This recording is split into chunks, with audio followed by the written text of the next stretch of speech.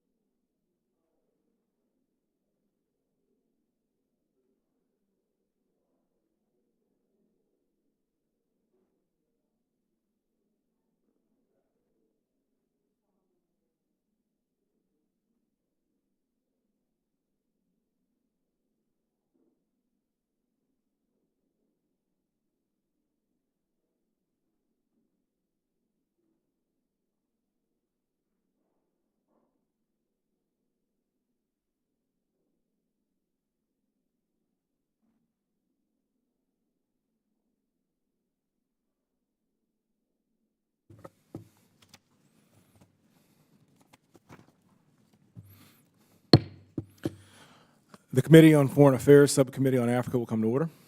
The purpose of this hearing is to examine the current state of United States foreign policy in the Sahel. The chair announces that he may recess the committee at any point. Without objection, so ordered. I now recognize myself for an opening statement. The Sahel region of Africa is undeniably in crisis and has become the global hotspot for Islamist extremism. In 2022, the region accounted for 43% of global terrorism deaths, up from 1% in 2007. Roughly 1 out of every 3 people who call this region home need humanitarian assistance. Rule of law is floundering, and there have been no fewer than 7 military power grabs since 2020. Russia has exploited this instability, primarily through the Wagner Group, to gain geopolitical influence, expand access to the de-dollarized assets like gold mines, and pressure NATO's southern flank. At the same time, United Nations-led peacekeeping missions are failing to deliver, while anti-French sentiments driven by missteps in French policies and magnified by adversaries have created a crisis of confidence about Paris's future role and policy toward the region. We have seen that a military response alone will not address counterterrorism, democratic backsliding, and rising anti-Western sentiment. We must have a strong, coordinated U.S. response that appropriately balances our diplomatic development and defense efforts to build partner countries' capacity to address the root causes of their growing list of problems. We know that retrenching and an isolationist policy will not make these problems go away. In fact, it will make them worse, which is why I've called this hearing today to speak about the increasingly dire situations in Sudan, Chad, Niger, Mali, and Burkina Faso. Sudan is perhaps the most concerning country in Africa now. Conflict has raged for 7 months, and U.S. diplomatic efforts have consistently proven unable to curb the fighting. Many prominent media and Sudan experts have warned that genocide has returned to the Darfur region, where survivors have reported mass slaughter, murdered babies, and kill lists. The world is watching to see if the United States will stand by as Al-Fashir, the only capital city in Darfur not yet captured by the RSF, becomes a site of refuge or slaughter. I note the announcement yesterday of sanctions against Bashir-era Islamists who have contributed to Sudan's destabilization, but am concerned that they do not appear to be part of a strategic framework. Sanctions are effective only as a means to clearly articulated end goal and are not sufficient policy in and of themselves. The administration must articulate a clear and coherent policy. It is not enough simply to issue periodic statements of condemnation as to how its current actions are contributing positively to achieving a return of civilian rule and end fighting in Sudan. Fragility in Chad is creating hard bedfellows for the DB government and internal fissures within the ruling Zagawas. Despite being one of the poorest countries in the world, Chad hosted 1.3 million forcibly displaced persons as of September 2023. Multiple reports suggest that the United Arab Emirates is using an airfield in eastern Chad to funnel weapons and supplies to RSF, who are a direct evolution of the Janjaweed militias from Darfur genocide 20 years ago. The palace coup in Niger caught everyone by surprise, and the current leadership in Niamey appears struck, unable to move forward and credible solutions that would see sanctions relief, allow safe relief of the democratically elected leader, Mohamed Bazoum, and instead is looking to Moscow for solutions. Just yesterday, the Russian Deputy Minister of Defense, Niamey, signing a military cooperation agreement among Niger, Burkina Faso, and Mali. The junta in Mali has doubled down on reliance on Wagner in Russia following the withdrawal of the United Nations peacekeeping operation in the country. The junta kicked out peacekeepers following an investigative report detailing a massacre that took place by the Malian Russian personnel. In August 2023, Russia vetoed the renewal of the UN sanctions program for Mali, which focused on the conflict in the north. Jihadists in Mali have almost doubled the territory they control in Mali in less than a year. This sows the seeds for emergence of Islamic State that exercises territorial control over West Africa. Burkina Faso experienced 2 military coups in 2022. Successive governments have been unable to contain the spread of violence by insurgents affiliated with al-Qaeda and the Islamic State. In November 2023, Burkina Faso upgraded its relationship with Russia, and 20 Russian soldiers arrived in the country. Russia's growing entrenchment across the Sahel and Africa as a whole is extremely concerning, testing Western influence on several fronts. I have yet to see a comprehensive strategy from this administration to combat Russia's influence and address the shortcomings of our economic and diplomatic tools.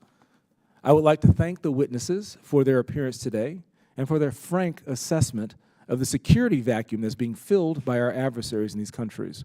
The descent into chaos in the Sahel is far from over, and there is urgency to develop a comprehensive approach to stabilizing the region, not just containing it. Chairman now recognizes Ranking Member, Congresswoman from California, Ms. Jenkins, for any statements she may have. Thank you, Chairman James and Assistant Secretary Phee, Assistant Secretary Wallander, and Mr. Jenkins for testifying before the subcommittee today on U.S. policy in the Sahel region. The past few years have shown that U.S. policy and that of the international community towards the Sahel region have come up short. We've seen a string of coups and democratic backsliding across the Sahel region and the broader continent, including in Burkina Faso, Chad, Guinea, Mali, Niger, and Sudan. As a result, over 4 million people have been displaced in the Sahel alone, adding to global migration levels while the climate crisis and violence continue to affect food crops and food prices.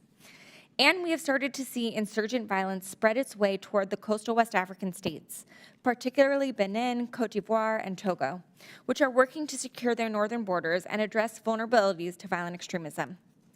It is clear the United States needs to prioritize this region of the world, which is why I'm so focused on the implementation of the Global Fragility Act and the resulting 10-year strategy to prevent conflict in coastal West Africa.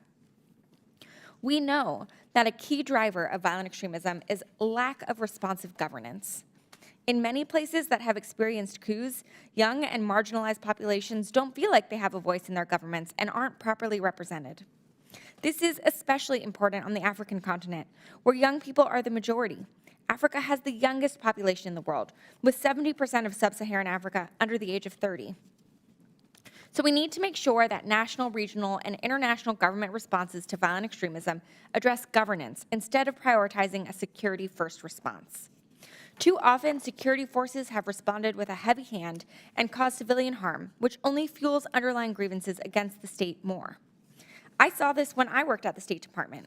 Security forces, abuses, and human rights violations are some of the biggest drivers of violent extremism. So as we provide support to security forces working to address violent insurgents and secure their borders, we need to emphasize human rights and professionalization. With thoughtful implementation, the Global Fragility Act has the power to modernize our foreign policy and center conflict prevention and peace building into the heart of our strategy. But one of the biggest tactics that we can't overlook in addressing conflict is the importance of locally led peace building and development. Bringing in people who are involved and most affected by violent conflict to create solutions is the most effective, efficient, and equitable way to do development and conflict-related work. We need to empower local people, not tell them what to do and perpetuate harmful cycles of colonialism. And this is increasingly relevant in light of the civil war in Sudan, where young people have led the democracy movement and heroically stepped in to provide for their communities when the international community has been unable to operate. Even before the fighting started, 16 million people were already in need of aid. Many civilians lack the basics for life: food, water, shelter, medicine, and security, while SAF and RSF continue hostilities and make clear that they are not serious about peace. I'm glad to see the Biden administration designate 3 former Bashir officials for their role in threatening peace, security, and stability in Sudan, but let's be clear, more is needed to bring this war to an end and enable a viable pathway to peace and democracy for the Sudanese people. I'm horrified by the mass atrocities committed by the RSF, particularly in Darfur, but also in Khartoum, and look forward to hearing from the administration on what they're doing to prevent further atrocities, hold the RSF accountable, and recognize these atrocities for what they are. It is also clear there is more pressure the United States can bring to bear on the UAE and its role in providing weapons to the RSF, violating the UN arms embargo and enabling mass atrocities. Any path to peace in Sudan must be inclusive, credible, and transparent. And I hope to hear more from the administration today on its strategy to meet these standards. So I'm looking forward to hearing from you all today about the path for the U.S. policy in Sahel and Sudan, and especially how the U.S. can work with local communities to create long-term peace, stability, and security. Thank you. I yield back. Thank you, Madam Ranking Member. Other members of the committee are reminded that opening statements may be submitted for the record. We are pleased to have a distinguished panel of witnesses before us here today. Once again, the Honorable Molly Phee is the Assistant Secretary in the Bureau of African Affairs at the U.S. Department of State. The Honorable Celeste Wallander is the Assistant Secretary of Defense for International Security Affairs in the Office of the Secretary of Defense for Policy. Mr. Rob Jenkins is the Assistant to the Administrator in the Bureau for Conflict Prevention, Stabilization, and the U.S. Agency for International Development. Thank you each for being here today. Your full statements will be made a part of the record, and I'll ask each of you to keep your spoken remarks to 5 minutes in order to allow time for member questions. I now recognize Assistant Secretary Phee for opening statement. Thank you, Mr. Chairman, Ranking Member Jacobs. We appreciate this opportunity to, together, the 3Ds, discuss the Sahel and other issues of concern. As you know, the Biden-Harris administration recognizes Africa as a major geopolitical force and seeks to be a partner on shared values and interests. The recent coups in the Sahel can be attributed to the enormous challenges facing the region, notably a tradition of weak democratic governance, an acute terrorist threat, insufficient economic and educational opportunities for the region's young population, and climate-related water and land shortages, which lead to conflict over resources and contribute to food insecurity. We also know that Africa is disproportionately affected by upheaval in the global world order. When similar global disruptions occurred, for example, in the 1960s and the 1990s, civil wars and coups proliferated then. Today, the ongoing destabilizing impact of the COVID-19 pandemic, Russia's war in Ukraine, the surge in climate shocks, and the global contest between democracies and authoritarian regimes, these are driving instability in Africa. While each country in the Sahel is unique, we assess weak governance is the core vulnerability that opens the door to poor choices by military leaders and malign actors like the Wagner Group. We are adapting our response to these coups to promote responsive governance. For example, following the July military coup in Niger, we suspended nearly $140 million in security assistance programs, more than $300 million in our MCC compact, and our security cooperation.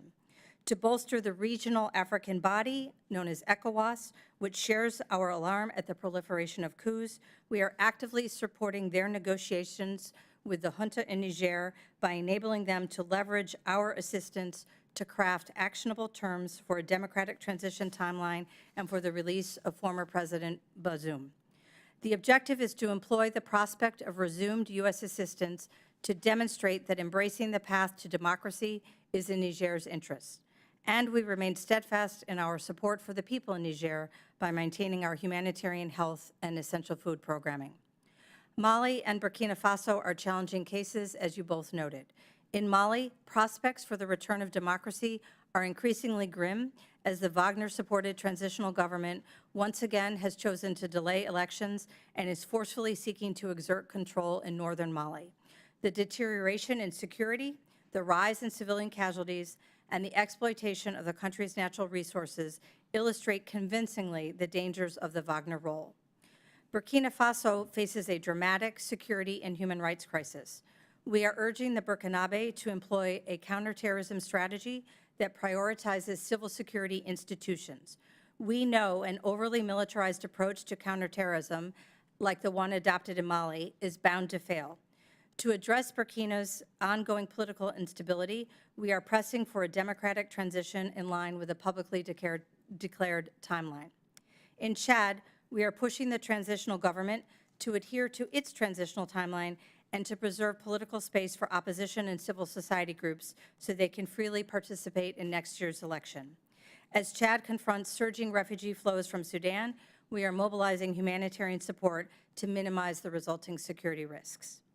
To promote good governance, we have eagerly embraced the tool Congress provided us with the Global Fragility Act. Drawing on those resources, we are acting to help insulate neighboring countries in coastal West Africa vulnerable to democratic backsliding.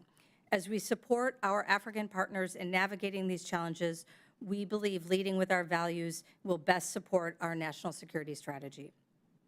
I want to turn to a topic that is of grave concern to us all, the military conflict in Sudan, which threatens to destroy the unity of the country and destabilize the region.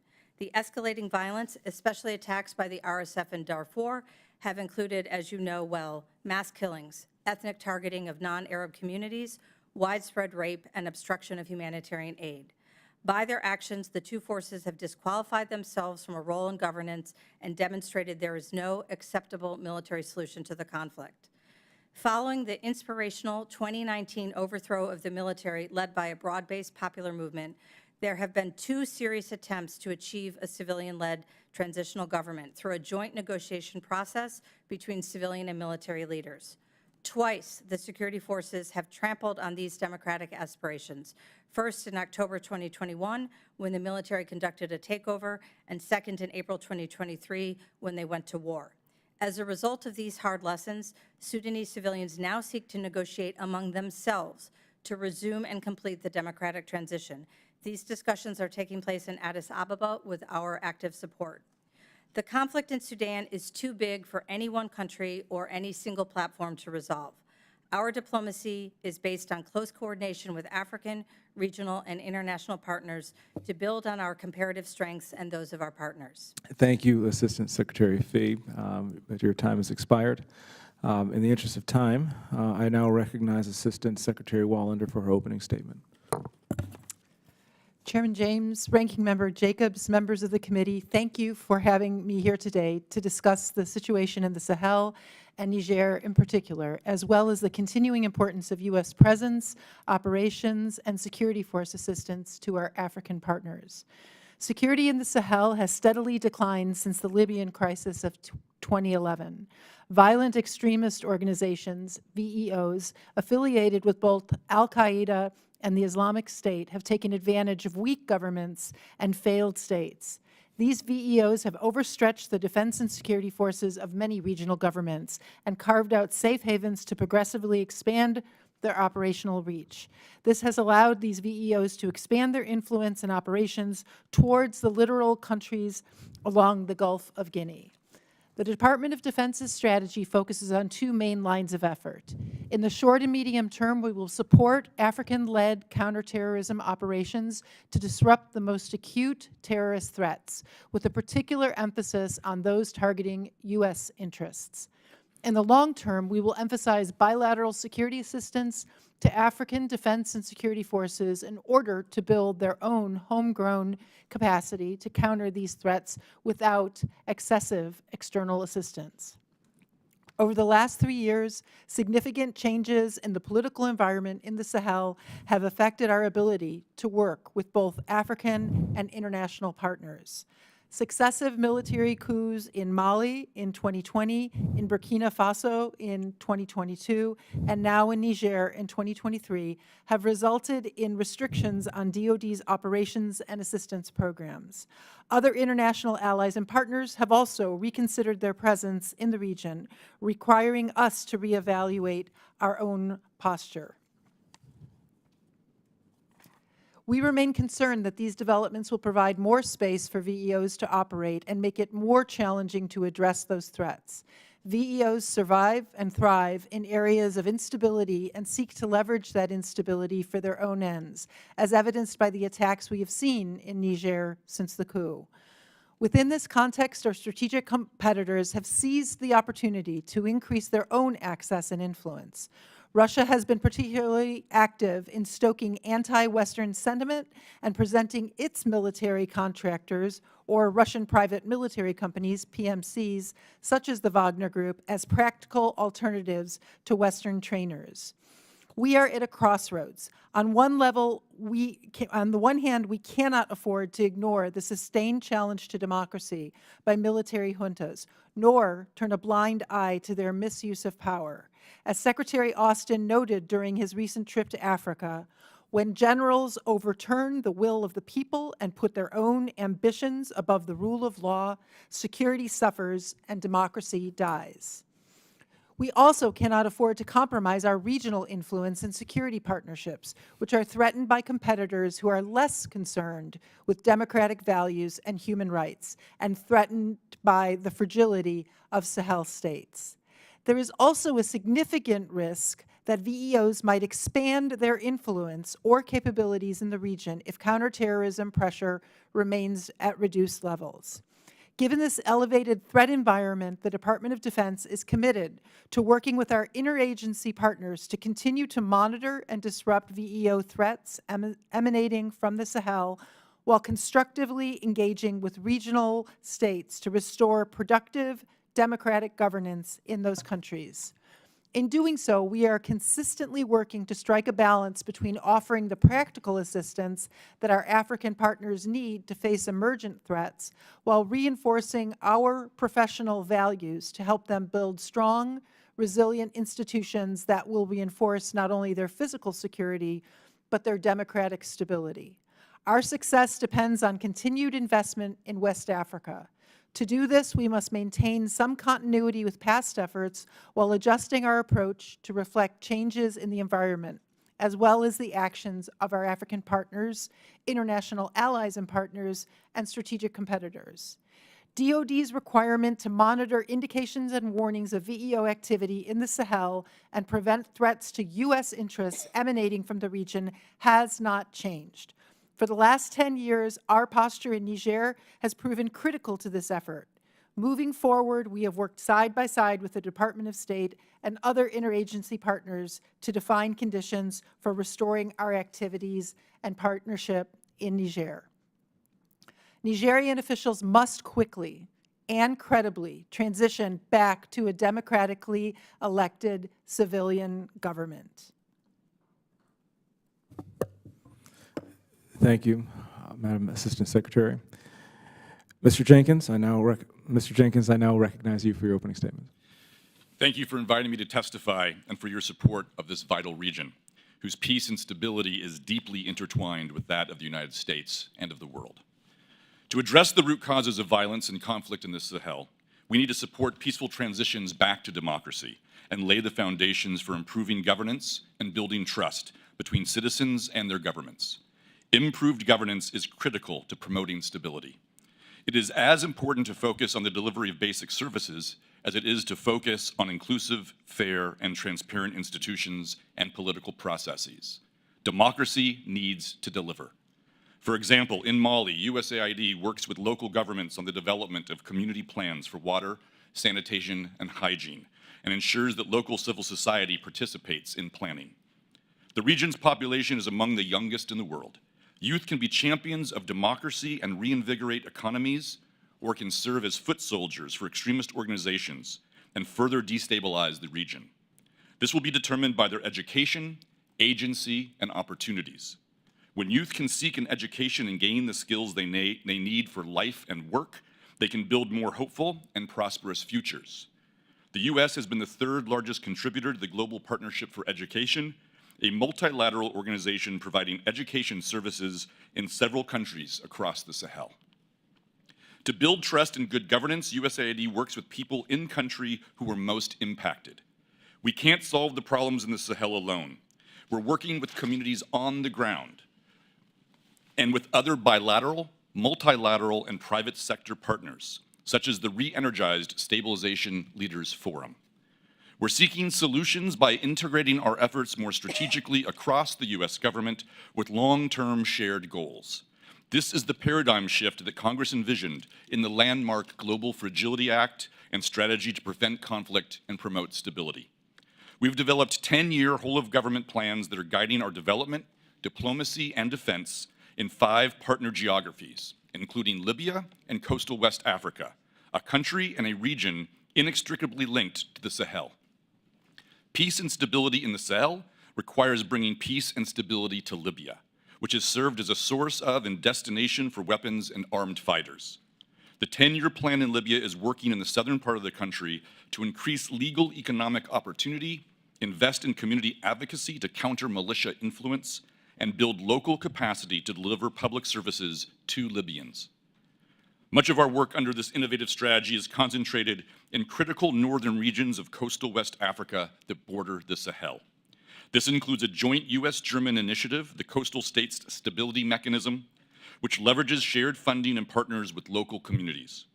Through it and other USAID programs, we're hearing directly from communities about what they need. Based on community feedback in Togo, for example, we partnered to build a new bridge, a youth center, and a community radio station. to improve economic opportunities in disconnected towns, foster a sense of belonging, and promote access to credible information. We are grateful for the congressional leadership and vision to pass the Bipartisan Global Fragility Act. Congress can continue to lead us in realizing this vision by enacting legislative reforms to reduce bureaucratic challenges and help us work across the U.S. government to address root causes and prevent conflict before it starts. We must continue to work creatively with people in the Sahel. We must support timely democratic transitions in Burkina Faso, Chad, Niger, Guinea, and Mali, so that critical political, social, economic, and governance reforms can be realized to reduce corruption, prevent further democratic erosion, and rebuild a social contract. None of this work will take root without strengthening and expanding the role of African institutions in balancing regional threats and opportunities. The U.S. is improving its coordination to increase burden sharing and synchronization across development, humanitarian, and peace-building programming, while also countering propaganda and disinformation from strategic competitors. In addition to our conflict prevention work, USAID is providing life-saving humanitarian assistance and early recovery, risk reduction, and resilience programming, almost $390 million in the Sahel during fiscal year 2023. Through our development and humanitarian assistance, we can make the United States a partner of choice. We can demonstrate that democracy delivers by partnering to tangibly improve the lives of the millions in the Sahel, searching for hope and opportunity they deserve. Thank you again for the opportunity to speak and for convening this important meeting. I look forward to your questions. Thank you, Mr. Jenkins. I now recognize myself for 5 minutes of questioning.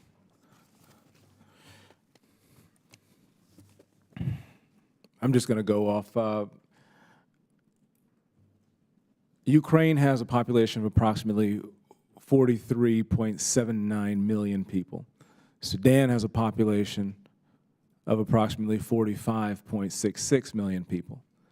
Yet the non-military assistance that has gone to Ukraine is 12.4 billion, and the humanitarian assistance to Sudan is 620 million. I've heard things like we need to do everything we possibly can. But what I see is you have almost identical population sizes, but 20 times the commitment financially to the people of Ukraine than the people in Sudan.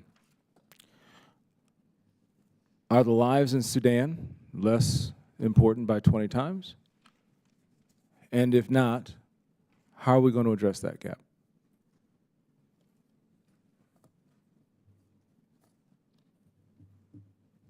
Let me rephrase it. Are you receiving support from the administration as much to do your jobs as your colleagues are doing theirs? Mr. Chairman, the situation in Sudan is commanding much time and attention from the administration. For example, we are seeking to help the civilians be in a position to take power when the conflict has abated. So that is why Ambassador Godfrey and the embassy that was previously located in Khartoum is now in Addis Ababa, where the preponderance of Sudanese civilians are meeting to support them in that effort. Ambassador Rubenstein is in Jeddah, working to try and— Madam Assistant Secretary, that sounds great. You've been to Africa and spent a lot of years in Africa, and you understand that part of the reason why the Russian misinformation is working is because for a large population in Africa, they see it as true in their lived experience. They see it as true that America's not showing up. They see it as true that America doesn't care. And they see it as true that we're sending billions of dollars to Ukraine and they're getting pennies on the dollar. They see that America's commitment is not there to their plight. And so part of the reason why we're experiencing these issues in the backsliding democracy, governance, the economic and educational opportunities that we're able to participate in is because they see us as hypocrites. How are we changing that narrative through action? Mr. Chairman, my contacts with the Sudanese people tell me that they believe that we are the best friend to the nation. It is not Russia or China who showed up to try and help end this conflict. It was the United States. We are perceived to be disinterested and care about the civilians and care about the stability of the state. That is not the position of other partners in the international community. The strength we have is that they want to have a partnership with us, and they want our help to resolve the conflict. Okay, just before Thanksgiving, Kenya's President Ruto at the SAF and the SAF leader General Burham met in Nairobi and issued a joint statement which called out the Jeddah process for being too slow. Assistant Secretary Phee, how realistic is it to expect that Jeddah produces anything of value when one of our strongest partners in the region meets with a belligerent leader and calls for an alternative fora? We work very closely with the Kenyan president. In fact, he has invited the United States to join an IGAD summit that will be held this coming weekend. I speak with him regularly. The Secretary speaks with him regularly. We are working very closely with our partners in the East African Regional Organization of IGAD, of which he is a leading member, as well as with the African Union. Is the UAE a friend or foe in ending this conflict diplomatically? We share the concerns that Ranking Member Jacobs identified about UAE support to the RSF, and that is a topic of conversation, including most recently during the Vice President's visit to the UAE for COP. What are some ways that we can hold the UAE, those actors in UAE who are fomenting this conflict, accountable? I think the publicity of this hearing and your statement and request to the UAE to consider the detrimental impact of their support to the RSF would be very helpful. Absolutely, you'll have our support. Mr. Jenkins, please describe how programs in your bureau continue to work with partners in support of a democratic transition in Sudan, and where? Addis, Cairo, Jeddah? So thank you. Those of us that have been working in Sudan for a generation or more our heart has broken quite a few times, but we stand firmly with the people of Sudan, and we strongly support civil society, including the movements that got us to the moment in 2019 and are going to be the hope for Sudan once they get out of their current nightmare.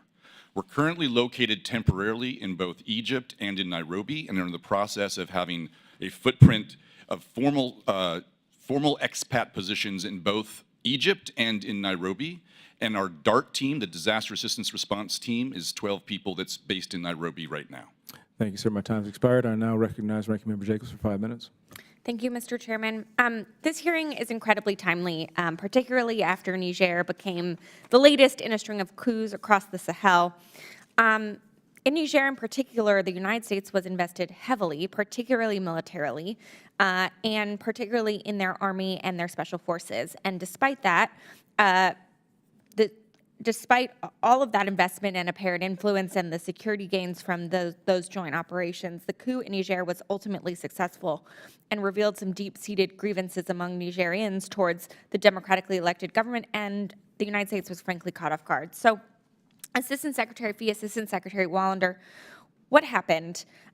Besides not having an ambassador, why do you think the State Department did not have a good understanding of grievances towards the Bazoum's government? What lessons can we learn from this to apply towards U.S. policy in the Sahel and coastal West Africa? And Assistant Secretary Wallander, how do you explain the Department of Defense not seeing this coup coming, given the vast amounts of training and cooperation that the U.S. military did with our Nigerian counterparts? And again, what lessons can be learned on the DoD side, especially as the interagency is implementing the Global Fragility Act?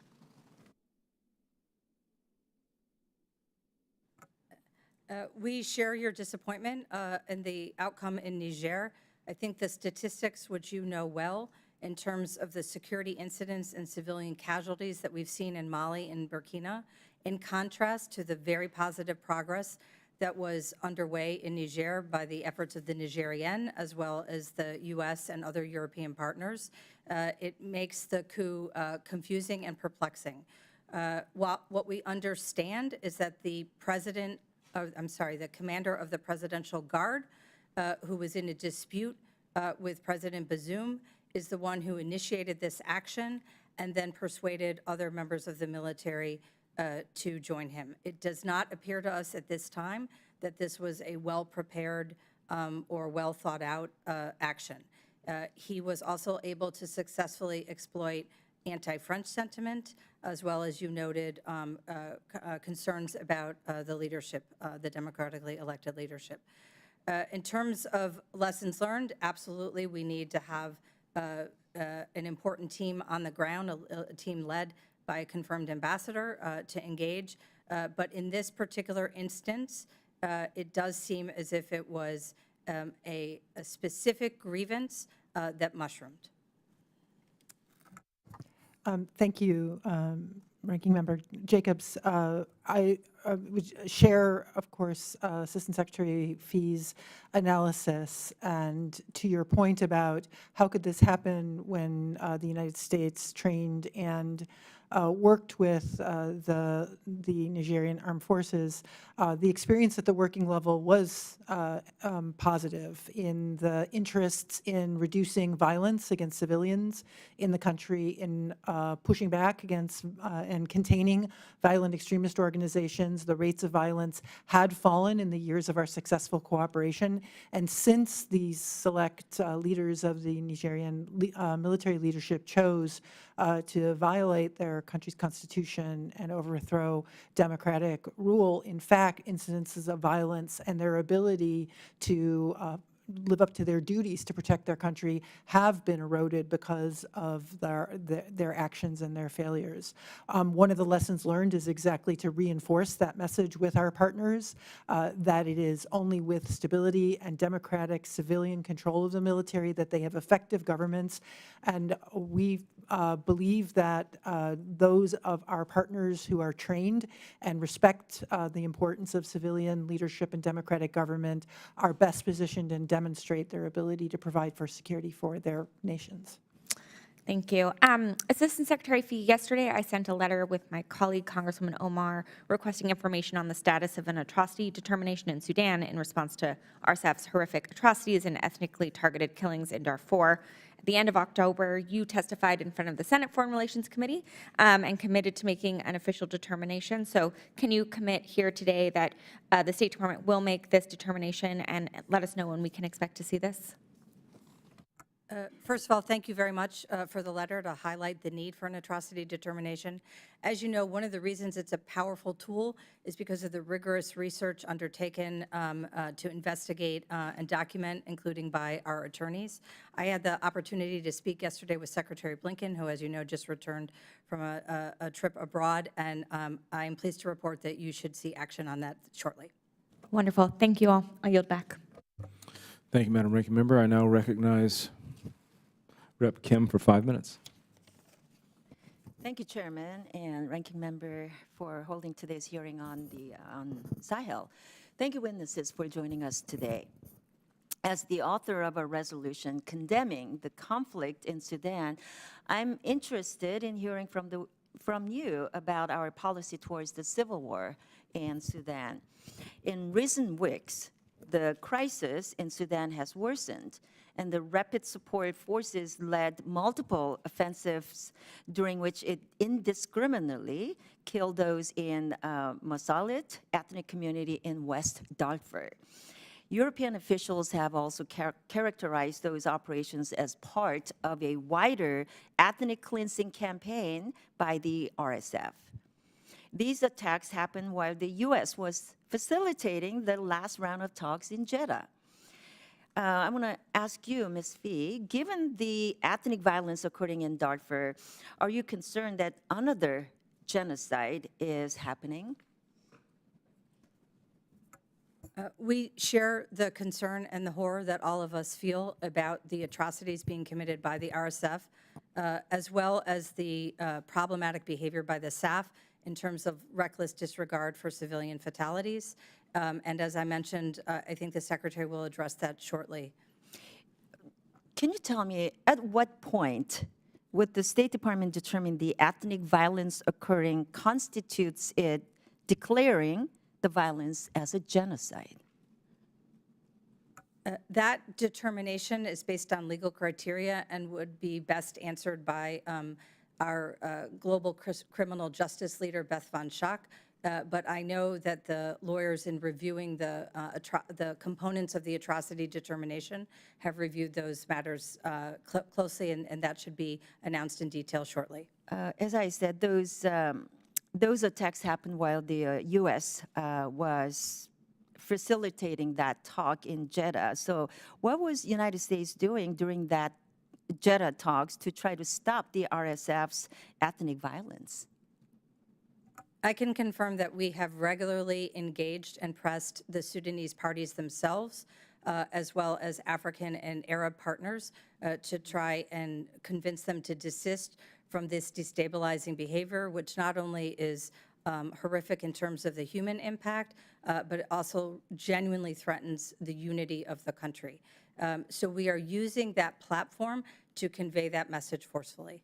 Thank you. You know, during the last or latest Jeddah talks, the warring parties made commitments with respect to improving humanitarian access. So what changes, if any, has that led to? Our judgment is that the changes have been insufficient. We are engaged in discussions, and there will be a meeting this week led by the UN OCHA and other partners, including partners funded by the U.S. government, to try and implement those agreements, those confidence-building measures. So if the talks in Cairo lead to any commitments, can we trust the RSF to maintain any of those commitments? We do not trust the RSF or the SAF.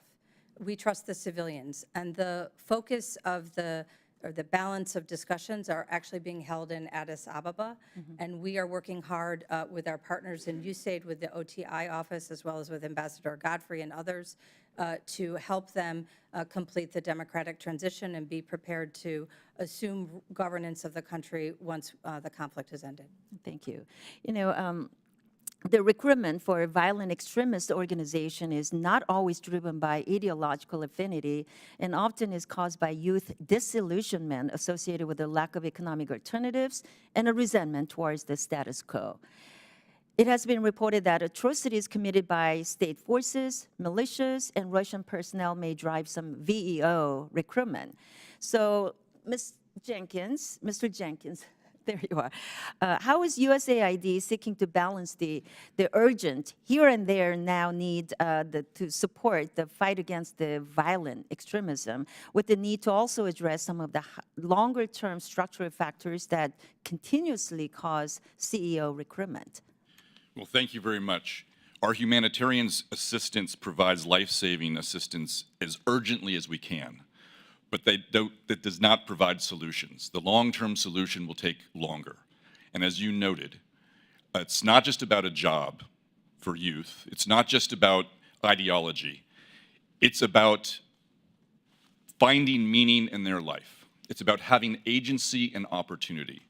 And we have programs across the Sahel that work within communities to do exactly that, to provide youth a reason to believe that tomorrow might be better than today, to provide them with a group of where they can search out and find belonging and not have to turn to a violent extremist group. Thank you. I yield back. Thank you, Madam. I now recognize Rep. Kamlager-Dove for 5 minutes. Thank you, Mr. Chair. I was heartened to hear the chair reference the mass shootings and murdering of babies across the Sahel. I would note that these atrocities are also happening in the Ukraine by Russia, and I would hope that I would hear the same outrage from my colleagues on the other side of the aisle. I think our concern about and focus on Russia needs to be as consistent as their reign of terror. I have a few quick questions. Assistant Secretary Phee, so last week, actually, Ambassador Hammer talked about state capacity being stretched, which I think also compromises our ability to be successful with diplomacy. Can you talk to me about the personnel vacancies at the State Department and also with USAID at U.S. embassies in Burkina Faso, Chad, Mali, and Niger, and what you all are doing and what the plan is going to be if we can't get our act together? Thank you for allowing me to request all of you to support the administration's budget, which would provide us with badly needed personnel and budget resources. Also, although many of the countries you identified now have a confirmed ambassador, we did not have a confirmed ambassador in Niger when the coup took place. We do not have a confirmed ambassador in Nigeria, which is the president of ECOWAS. I do not have a confirmed ambassador in Gabon, where another coup took place. I do not have a confirmed ambassador in the African Union. I also need one in Somalia and Djibouti, where we have U.S. forces and significant events in the upcoming year. So that would be the first way that we could drive forward our policy more effectively. Secondly, as I've discussed before with the chairman and the members, we lost a lot of staff during the previous administration when there was a freeze on hiring. We are working to improve that, and the budget request would help.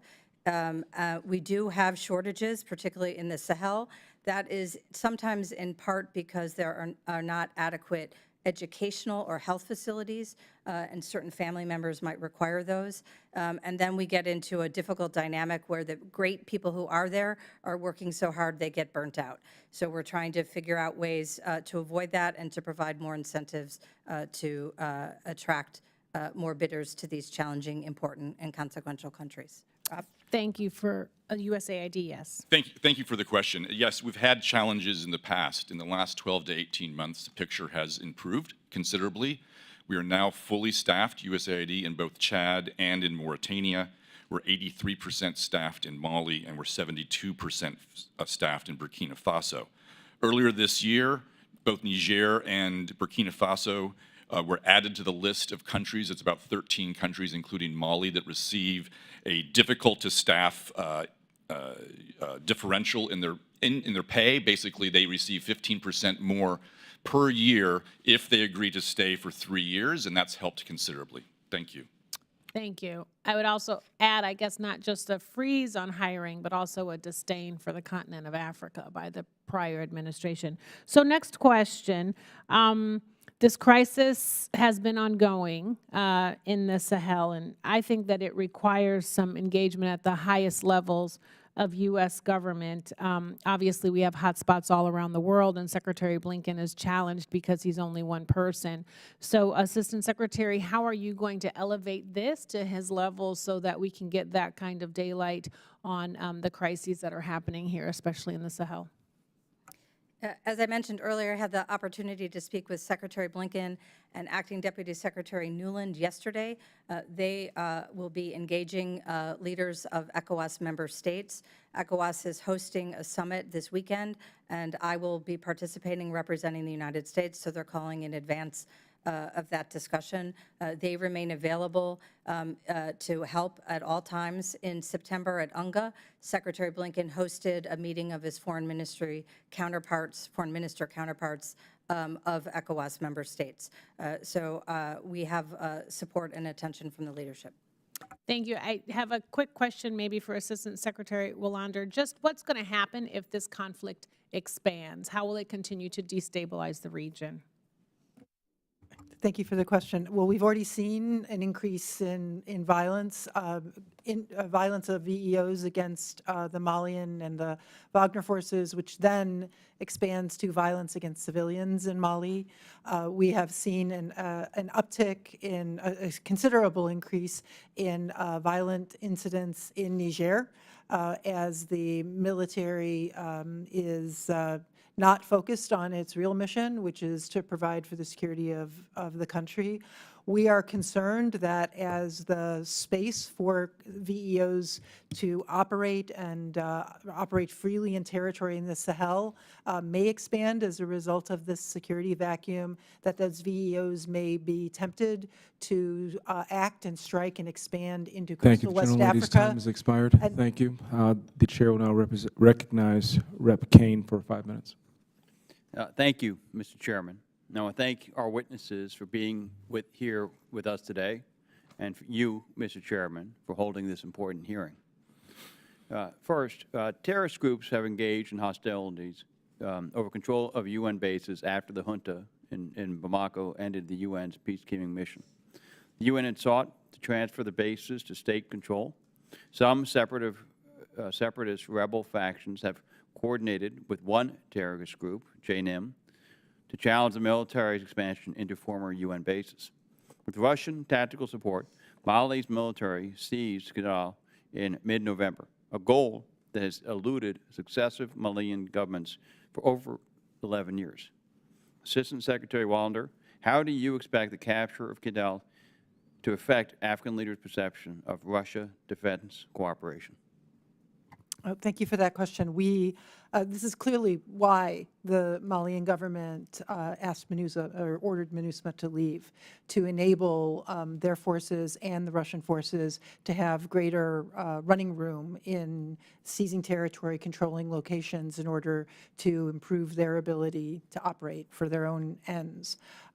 It is a concerning development because as you noted, we do not want other African partners to see benefit in allowing Russia, allowing Wagner free rein. So what we work with African partners for them to understand is that, again, this is not enhancing the security of their country, it's actually increasing the activities and the vulnerabilities of their countries to the VEOs, to the drawing of these violent extremist groups, and that is a model they absolutely should not follow. Thank you. Over the last 2 decades, United States Sahel policy has been in concert and often backstopping the foreign policy of France. That status quo is no longer possible, as the French have been kicked out of Mali, Burkina Faso, and Niger in the last year and a half.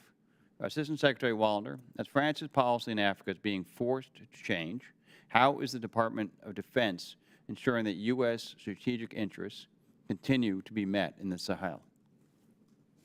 Well, first and foremost, we work closely with the State Department and with our colleagues in USAID for a 3D approach: democracy, development, and defense, because that is ultimately the solution that will bring stability and security anywhere in Africa, but especially now in the Sahel. In terms of partners, we are still working with European partners, other partners globally who want to contribute to counter VEO operations, to building capacity. Different countries have different relationships with different countries in the region. By working with an array of partners in Europe and elsewhere from across the region, we believe that we can continue to build capacity for those partners that seek it and continue to be committed to a democratic path. And how is the Department of State and USAID ensuring that anti-French sentiment across the Sahel does not become anti-U.S. sentiment? So thank you very much. Information manipulation, sometimes called disinformation, is now a plague throughout the region, and we have upped our game significantly in the last 18 months with quite a few programs throughout the region and the continent to make sure that we get better information out there about what we're doing, something we've always been a little bit bad at, and make sure that we help people be more better generators of real information and better consumers of false information so they know what it is when they can spot it, and to keep a distance between the false information and the truth as we stand by it. Over. The juntas in Niger, Mali, and Burkina Faso have all recruited the services of the Russia/Wagner Group security personnel in attempts to ensure regime strength. On November 27th, Niger's junta signed a decree revoking a 2015 law that was enacted to curb smuggling of migrants traveling from African countries through key migration routes in Niger en route to Europe. Curbing illegal migration and Russian influence are two of the biggest policy priorities of our European allies. The French withdrawal from these countries creates a real risk of security vacuums forming, which will only exacerbate these issues while providing increased space for violent extremist organizations to strengthen. The Accra initiative, while promising in concept, has failed to gain support from all of the involved countries. So can you talk to us in my remaining time about how we create more cooperation, U.S. and European cooperation to strengthen security in the region? In the small time we have, we are actively engaged with quite a few bilateral partners in a multilateral and bilateral way in coastal West Africa, exciting partnerships with the German government, the Dutch government, the British government, to do everything that we can to prevent the spread and the overflow of the violent extremism into coastal West Africa. Thank you, and I'll yield back my time. Thank you, Mr. Chairman. Thank you. I now recognize the Chairman of the House Foreign Affairs Committee, Chairman Mike McCall, for 5 minutes. Thank you, Mr. Chairman. Thanks to the witnesses for being here. I been focused on this area for a while in my career, the Trans-Sahara Partnership Act. But obviously the Sahel is getting very dangerous, right? I mean, it's always been problematic, but with the latest events in Sudan, I had called for a special envoy previously that would report to the president. Would that be a helpful office to have? Hello, Mr. Chairman. It's good to see you. You too.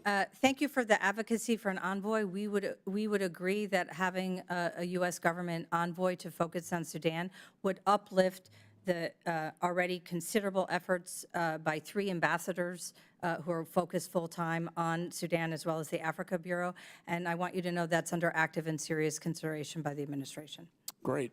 Well, I look forward to working with you and my colleagues on the other side of the aisle to perhaps move that process forward. It's been about, I guess, about 7 months since we withdrew and abandoned our embassy in Khartoum.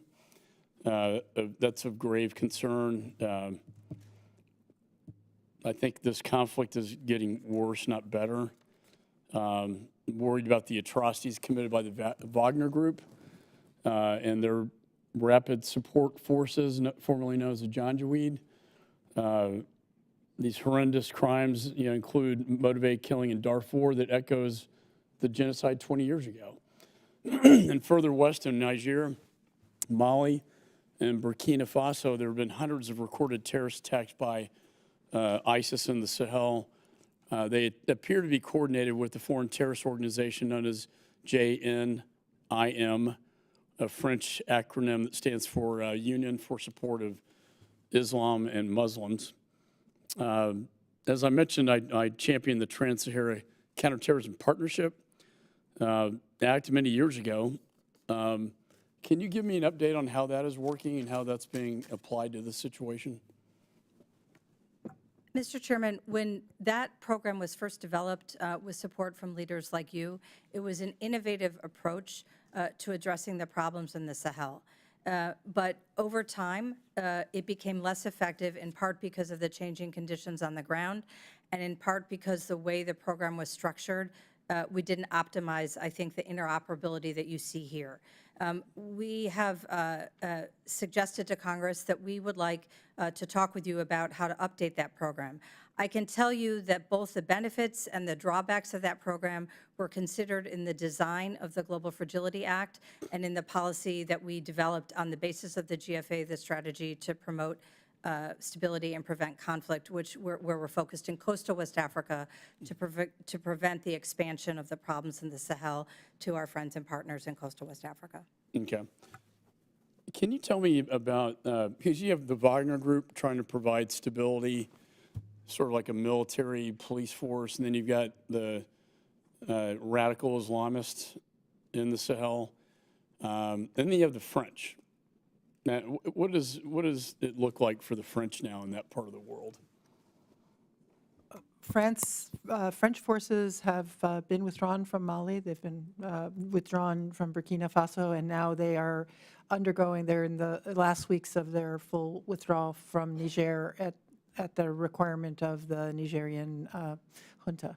So that leaves The vacuum. That leaves, well, worse than a vacuum, it leaves Wagner, it leaves Russian influence, and it leaves leaderships, certainly in Mali, that are not respecting civilian security, safety, and in the excuse of fighting, VEOs often get civilians in their sights. So that vacuum is basically filled by Wagner and the Islamic extremists? I think that is clearly solidly the case in Mali. It is still it's not fully developed in Burkina Faso and in Niger. It is very concerning that we have seen Wagner officials speaking to the leadership in Burkina Faso, and then we are seeing Russian Ministry of Defense officials in Niger. Yeah, it's interesting. Prigozhin, I think, when actually the merchant of death that we traded for the basketball player, the vape pipe, he the Russians sent him down to negotiate with the Wagner group in Africa to swear their allegiance to Putin. And after they did that, within a matter of days, Prigozhin was shot down out of the sky. About 2 months after his unsuccessful coup. I found that interesting. Are you concerned about, when I chaired the Homeland Security Committee, it was during the rise of ISIS and the caliphate. Are you worried about that phenomenon happening in the Sahel right now, and how sophisticated could they be in terms of external operations? One of the reasons why we have had a long-standing security cooperation relationship with the Nigerian armed forces was exactly because of the concern that control of territory, freedom to operate, could create a even more complicated situation if the ISIS forces and the JNIM forces in the region believe they then have the ability to operate externally. And it's the reason why we need to continue to work with those partners that we can work with to counter that. Have you seen any designs or plans of them to aspire to external attacks, or is it just more focused on in the Sahel? At this point, the focus of those groups is assessed to be in the Sahel. Right. I just met with a lot of the top Ukrainian military leaders, and I have to say I'm always amazed at their strength and courage and their tenacity and their fighters. They envision a time where moving into the future, hopefully when there's more success on the battlefield, where they could take the place of the Wagner group and replace them. And I think that would be a change for the better. But I just throw that out to you as an interesting side note. But anyway, I appreciate the work you do. This area has always been tricky and troublesome. And I worry that our Belt and Road Initiative has not been successful in Africa. And if they don't have an alternative, they're going to turn to other groups like Wagner or like China, who obviously does participate quite a bit in the African continent. And this will be the largest continent in the world, population-wise, in the next decade. And I think it's very important we keep our eye focused on it. And finally, I'll give you an update, Mr. Chairman, on our PEPFAR negotiations. We're very committed to a reauthorization of PEPFAR, and it's a tricky process up here, but I've been up here long enough to know how to get things done, and it's my intention to get this one done too. So with that, I yield back. Thank you, Mr. Chairman, and I would like to echo the Chairman's sentiments. He is personally committed to reauthorizing PEPFAR, and so am I. And he is personally committed to supporting your efforts in the African region, in the continent of Africa, to the benefit of the American people. The Chair will now recognize Ranking Member Jacobs. Thank you, Mr. Chairman. So under the GFA, the interagency is required to align and integrate all relevant diplomatic, development, and security assistance of the U.S. government. I understand state and USAID have not used all the flexibility Congress has provided under existing earmark requirements. What are the barriers to additional alignment, and what more help do you need from us? Well, thank you very much. I believe you're referring to the 10% variance on earmarks, which we are working with our lawyers and others across aid and state on how we can better utilize that. And as we're working right now through the budgets for the next year, we're taking that into account. There are a lot of things that we're learning under the GFA implementation. One of them is we still need some changes to the authorities, particularly with the peace and security funding, so that we can then actually meet the mandate of the Act and use that funding to monitor and evaluate things other than just foreign assistance. And one of the key things we need is a reauthorization of both the PSF funding and also the Complex Crisis Fund. Thank you. So support for Mali's 2015 peace accord between the government and northern ethnic separatist groups has been a cornerstone of U.S. policy towards the Sahel. Yet the accord now appears to be moribund, especially given the resumption of hostilities in northern Mali in mid-2023 and the Malian military's seizure of Kidal, a rebel stronghold, a goal that has eluded successive Malian governments over the past 11 years. Assistant Secretary Phee, do you expect the Malian military to continue to expand its footprint in northern Mali with Russian support? What other scenarios might emerge? What opportunities exist for U.S. diplomats to support a political process that could actually deliver greater stability in Mali? I regret to tell you that I'm not very optimistic about the situation. I believe that FAMA, the Malian Armed Forces, with support from Wagner, will continue to prosecute a military campaign in Kidal and other areas of northern Mali against Tuareg rebels. Their inattention and actual actions to undermine the Algiers Accords as one of the factors that affected our shift in position toward the transitional government. We are speaking to the Algerians and other partners to see how we can address this challenge, but I do expect it to continue and to worsen. Thank you.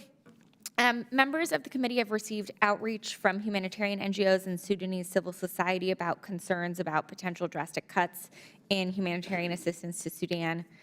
Either Assistant Secretary Phee or Mr. Jenkins, can you speak to that and outline how a significant cut to assistance would impact the Sudanese people? Thank you very much. As you know, for the last few years, because of supplementals, we've been the benefit of, on humanitarian assistance particularly, of a very generous Congress. Looking at a new reality budgetary-wise moving forward, we also have grave concerns about what will be necessary cuts, not just in Sudan, but in many, if not almost all places around the world where we've had the benefit of increased levels that we aren't anticipating, looking forward to that in the future. Thank you. May I just add, may I use this opportunity to please ask for congressional support for the administration's request for humanitarian assistance. The crises that we're discussing here in the Sahel are also present elsewhere in the globe, and we urgently need the continued support of the American people. Mr. Chairman would like to know how much. I would refer you to the President's budget request on that one. And lastly, Assistant Secretary Phee, how is the State Department adjusting the GFA strategy in coastal West Africa in light of the coups in the Sahel? We are shifting the security assistance, which had initially been conceived to focus on the challenges from the Gulf of Guinea, to help them engage more effectively with the communities on the northern border. Thank you. Mr. Chairman, I yield back. I now recognize Rep. Baird for 5 minutes.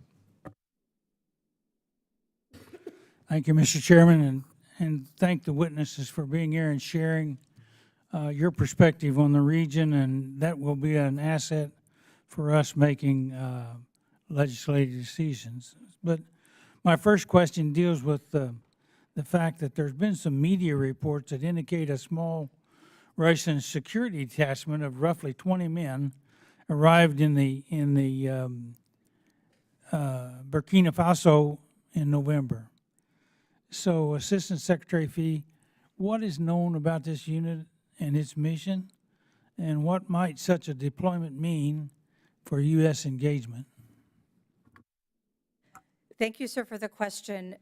Since the coup occurred, the second coup, if you will, occurred last year about this time, we have been trying to convince the Burkinabe authorities to choose a different path than the path chosen by Mali, where we can see the deteriorating security situation.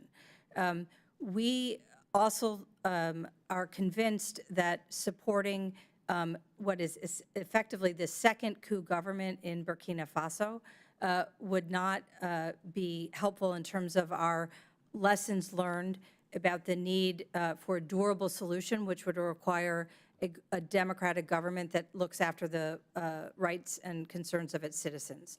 So we have been trying to have a conversation to say, if they move back to the path of democracy, we're going to be able to be a better partner on the security situation and not to follow the Russian example. So in short, the visit of these Russian soldiers is not welcome news, and we will continue to try and press the Burkinabe to avoid going down the Mali path. Anyone else have a comment? I would just, know- the DOD fully supports the Department of State in this approach, and we stand ready. We continue to hold off on security assistance, but should the leadership in Burkina Faso follow that path, we would be ready to re-engage with them. Thank you. I also serve on the Agriculture Committee. So, Mr. Jenkins, in the past 3 years, how much U.S. humanitarian aid has Mali, Sudan, Niger, and Burkina Faso all received? And who determines how much aid is spent and where? Well, thank you very much. For all of sub-Saharan Africa in FY23, USAID spent approximately $12.5 billion. Of that, 7.5 was development assistance, and over 4 billion of that was humanitarian assistance. Now, how we determine how much humanitarian assistance goes into which countries when is a rather complicated art more than it's a science. Things are constantly changing, constantly shifting, and especially right now with the movements of people the way they are throughout the region, we often find that with our partners, we have to chase the displaced to where they're going. In Sudan right now, you have 7 million people displaced alone in Sudan. You have over 3 million IDPs in the 5 countries of the Sahel, all of them badly in need of humanitarian assistance, but it also goes beyond that. There's people that are not displaced that also need life-giving assistance that they're receiving right now. So in your opinion, do you feel that our U.S. aid is competing well with Belt and Road Initiative from China? So we are the largest humanitarian donor in the world. We're the largest humanitarian donor in Africa, and we're the largest humanitarian donor in the Sahel. When you look at what the Chinese provide for humanitarian assistance, it is a rounding error. So they've preferred to go on a different tack, asking and demanding loans for long-term development that already many in the continent have realized that they should not have gotten into the agreements they got into.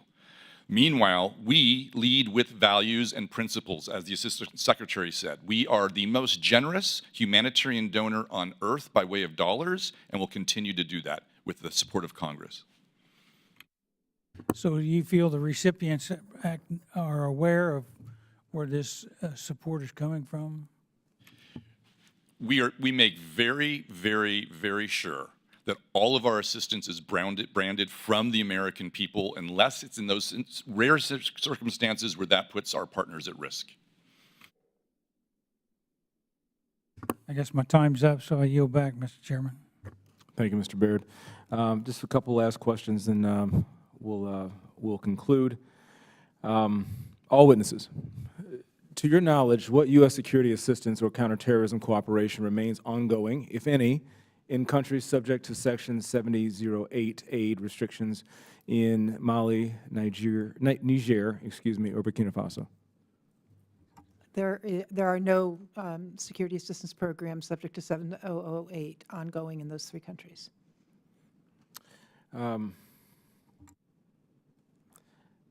Assistant Secretary Wallander, I would actually appreciate your feedback here. The ranking member addressed this earlier, but I just want to put a finer point on it. You expressed regret at the fact that forces that we train may end up a part of these coups. But how are we changing the strategy on how we've trained or how we're training? And what are some of those lessons learned?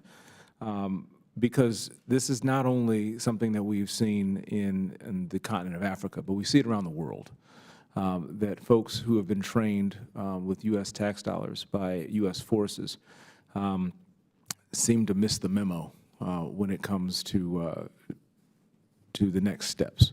What are we doing better? What are we learning? And what do we have to change in how we train?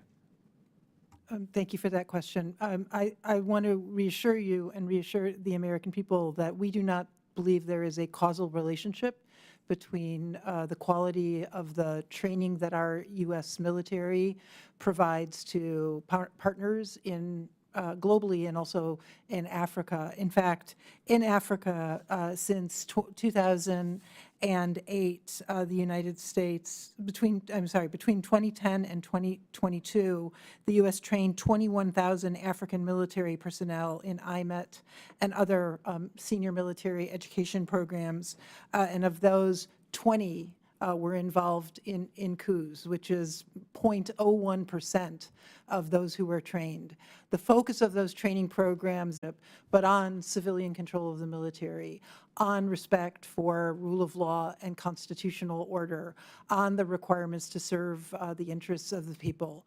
And so I believe the lesson learned is to refocus and recommit to serving, for our U.S. military to serve as both a model and as a mentor, and to ensure that that is a focus of every training program, senior military education training program that the United States develops and executes with our partners. Yeah, hopefully that will be sufficient to end what many Americans see as a revolving door of coup leaders and despots that are trained by American forces.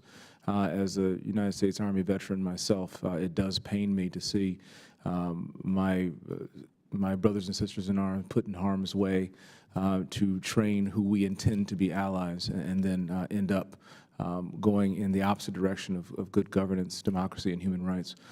So I look forward to continuing to work with anyone, my colleagues, the administration, for the purpose of peace and stability, which will have a direct positive effect on the security of the American people at home and abroad. So with that, I'd like to conclude by thanking the witnesses for their valuable testimony and the members for their questions. The members of the committee may have some additional questions for the witnesses, and we ask that you respond to these in writing. Pursuant to committee rules, all members may have 5 days to submit statements, questions, and extraneous materials. For the record, subject to the length and limitations.